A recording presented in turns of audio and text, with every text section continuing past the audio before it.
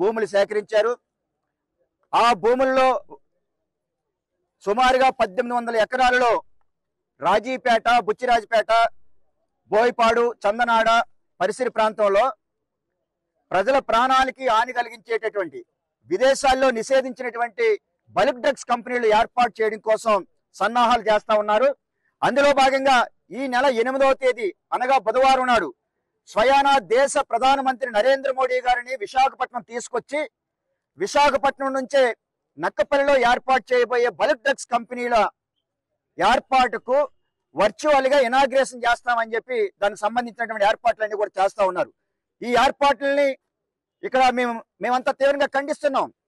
ఎందుకంటే ఇప్పటికీ నిర్వాసితులకి చట్ట ప్రకారం ఇవ్వాల్సినటువంటి ప్యాకేజీలు కానీ, పునరావాసం కానీ, పునర్నిర్మాణం కానీ పూర్తి స్థాయిలో చెల్లించలేదు.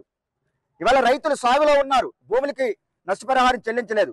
డీఫార్మ్ లో ఉన్నటువంటి చెట్లకు నష్టపరిహారం చెల్లించలేదు. ఇళ్లు కోల్పోతున్నటువంటి కుటుంబంలో 18 సంవత్సరాలు నిండిన ప్రతి ఒక్కరికి 25 లక్షల రూపాయల ప్యాకేజీ ఇవ్వాలని చెప్పి మేము డిమాండ్ చేస్తా ఉన్నాం. దాని మీద ప్రభుత్వం మాట్లాడలేదు. ఇక్కడ ఏర్పాటు చేయబోయే పరిశ్రమల వల్ల ఆ పరిశ్రమల యొక్క ప్రభావానికి గురై ఉపాధి కోల్పోతున్నటువంటి వారి కుటుంబాల్లో 18 సంవత్సరాలు నిండిన ప్రతి ఒక్కరికి 15 లక్షల రూపాయల ప్యాకేజీ ఇవ్వాలని చెప్పేసి మేము అడుగుతా ఉన్నాం. దాని గురించి ప్రభుత్వం సమాధానం చెప్పలేదు. నిర్వాసులందరినీ తీసుకెళ్లి ఎక్కడ పునరావాసం కల్పిస్తారు, ఎన్ని సెంట్లు స్థలం ఇస్తారు, దీని మీద నేటికి కూడా స్పష్టత లేదు.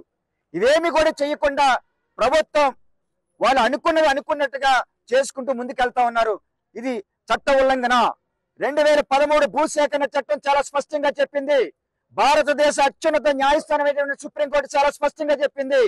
ఎక్కడైతే పరిశ్రమల కోసం, ప్రాజెక్టుల కోసం భూములు తీసుకుంటారో ఆ భూములు కోల్పోయినటువంటి నిర్వాసితులకి, పేదలకి పూర్తి స్థాయిలో పునరావాసం, పునర్నిర్మాణం ప్యాకేజీ చెల్లించిన తర్వాత మాత్రమే నిర్మాణాలు చేపట్టాలని చెప్పి ఈ చట్టం హోంమంత్రి గారికి తెలియదా?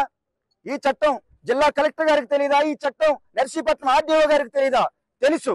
అంటే ఇక్కడంతా ఏం జరుగుతుందంటే కాకిల్ని కొట్టి గద్దలకు పెట్టినట్టు చిన్న చిన్నకారు రైతుల దగ్గర నుంచి భూములు తీసుకొని కార్పొరేట్ కంపెనీలకి దారాదత్తం చేయడం కోసమే ఇక్కడ బల్క్ డ్రగ్స్ కంపెనీల ఏర్పాటు అనేది జరుగుతూ ఉంది. ప్రభుత్వం చెప్తా ఉంది లక్షల రూపాయలు పెట్టుబడులు ఉన్నాయి, 20,000 మందికి ఉద్యోగాలు కల్పిస్తామని.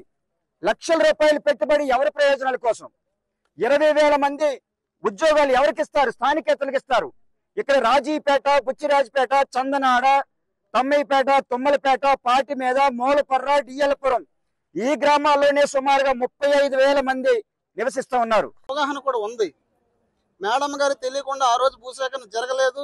ఈ రోజు కూడా హోమ్ మినిస్టర్ గారు ఎవరైతే ఉన్నారో ఆవిడ కూడా భూసేకరణ మీద పూర్తిగా అవగాహన ఉంది, ఆలోచన ఉంది. రైతులకు కూడా న్యాయం చేస్తుందని నమ్మకం కూడా మాకు కూడా ఉంది.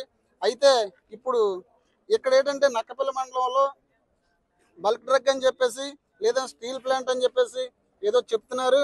కానీ రైతులకి చేయవలసిన పూర్తి స్థాయి పరిహారాలు కానీ, అలాగే గ్రామాల్లో ఎవరైతే ఇల్లు కోల్పోతున్నారో కొందరికి ప్రతి గ్రామంలో కూడా కొద్ది గొప్ప పరిహారాలు వేసి ఇంకా పూర్తి స్థాయిగా కూడా పరిహారాలు చెల్లించలేదు.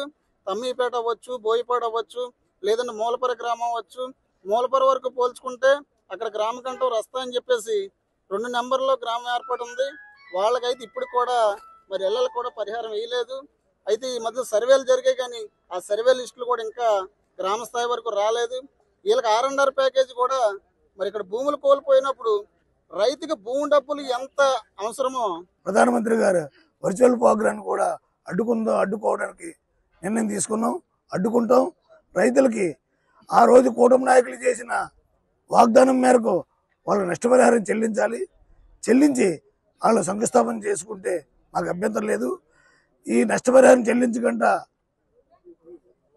ఈ వర్చువల్ ప్రోగ్రాన్ని చేస్తే మేమందరం రైతు సంఘాలు అన్ని పార్టీలు ఏకమై అడ్డుకోవడానికి సిద్ధంగా ఉన్నామని తెలియజేస్తాం. మరిన్ని వీడియోస్ కోసం ఛానల్ ని సబ్స్క్రైబ్ చేయండి. లేటెస్ట్ అప్డేట్స్ కోసం వాట్సాప్ ఛానల్ ని ఫాలో అవ్వండి. ఆ లింక్ డిస్క్రిప్షన్ లో ఉంది.